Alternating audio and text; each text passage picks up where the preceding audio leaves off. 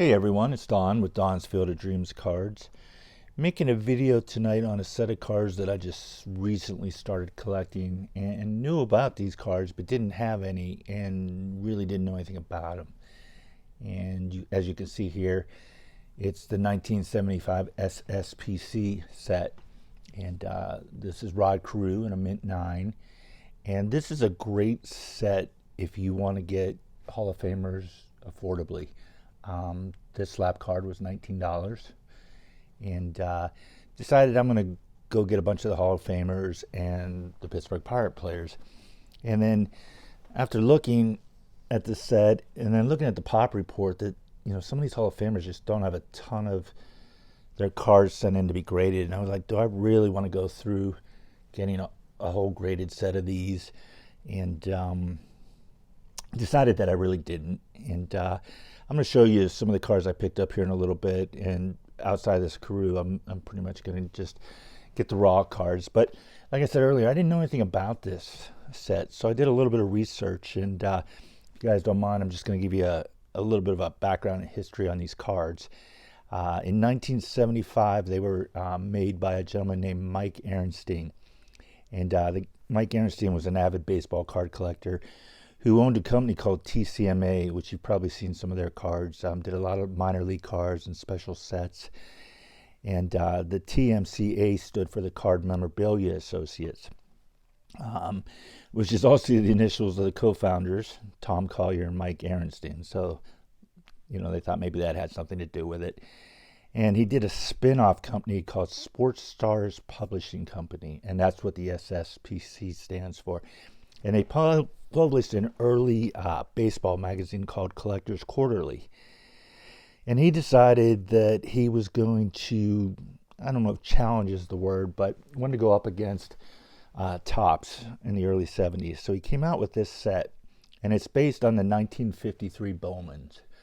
Wanted a simplistic set, he said, and wanted to really concentrate on the photographs. And there's 630 cards in this set, and it is an unlicensed set.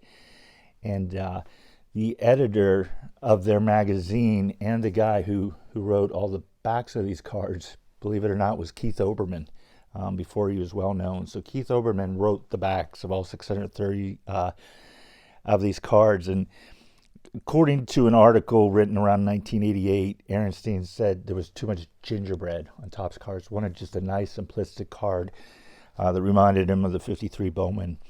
And you could originally get this set for $9.99 plus $1 shipping.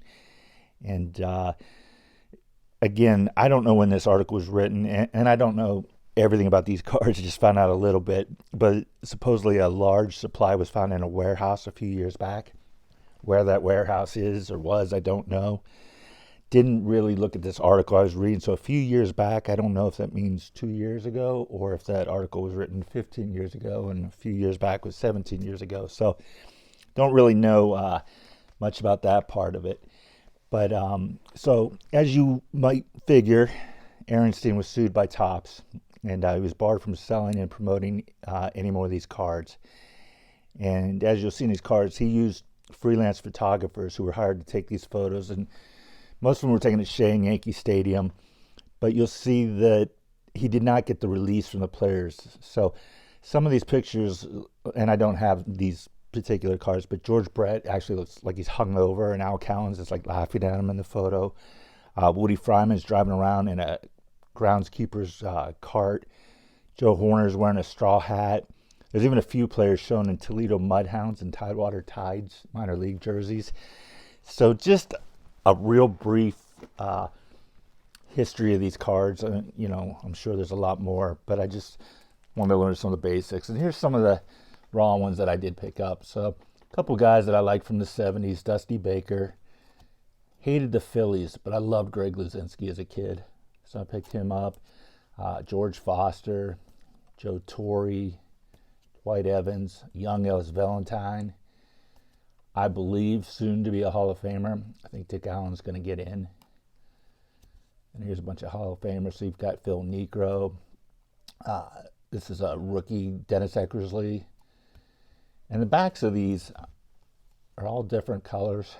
You can see they're to 1975 on them, so I'm not sure if there's any meaning behind that, or you know, it doesn't appear that it's by team. You got Frank Robinson, Raleigh Fingers, picked up Carlton Fisk, Brooks Robinson, Jim Rice, Don Sutton, Tony Perez, really young Robin Yount, same year as his Topps rookie, Reggie Jackson, Tom Seaver, Lou Brock. I didn't look at this card very well when I bought it, so maybe someday I'll replace it because centering's pretty awful on that. But again, these are just going to go in a binder. Like I said, a fun, inexpensive way. I mean, I think I paid $8 for Hank Aaron. And, you know, these are playing day cards of these guys. Johnny Bench, Billy Williams, Jim Palmer. Like, look at this Carlton. It's like he didn't even know they took his picture. He was like, it looks like he was looking at something, and they snuck up on him and took the photograph. Carl Yastrzemski.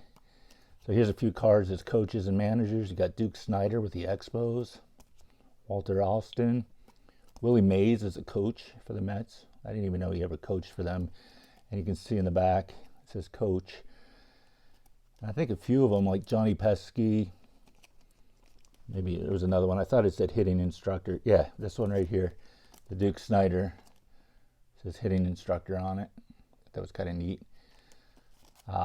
I picked up this Harvey Addicks just because, first of all, I never knew he was a coach with the Indians, so I thought, you know, he had always played for the Pirates and a few other teams, but he threw that 12-inning no-hitter, or 13-inning, not even sure now what it was, with the Pirates.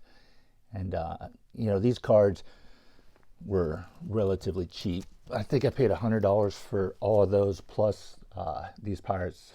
I got Manny Sanguian, Jim Rooker, Rennie Stennett, Richie Zisk, Frank Tavares, Willie Stargell, Dave Parker, Ed Kirkpatrick, who used to live in my community, went to grade school with his son, and he used to come into our school once in a while, and he'd bring all kinds of gifts and, you know, photos and autographs for us. So it was really cool.